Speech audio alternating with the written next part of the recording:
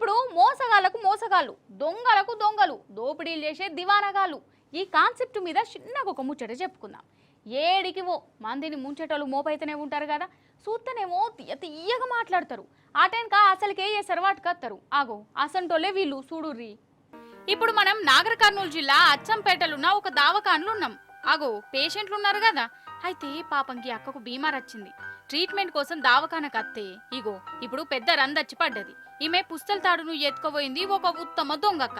అయ్యో పుస్తల తాడు ఎత్తుకోబోతుంటే ఈమెం చేసింది, ఎవరిని పిలవద్దా అరవద్దా అవన్ ఆపద్దా అనేరు. గక్కనే ఉన్నది అసలు కథ. ఆ దొంగక్క ఈమెతోని దావకాన్ల సాయిత పట్టిందట. మంచి మంచి మాటలు మాట్లాడింది. ఇంట్లో కూడా గంత తీయగా మాట్లాడలేదట. ఇక ఆమె మాటలకు పురాగా నమ్మింది. పుస్తల తాడు మెడలుంటే మంచిది కాదు, తీసి పక్కకు పెడతా అనుడుతోనే ఈమె నమ్మింది. 30 తులాల పుస్తల తాడును ఒర్రంగా ఆమె చేతిలో పెట్టింది, దాచి పెడతదా అని. అగ చూడుర్రి.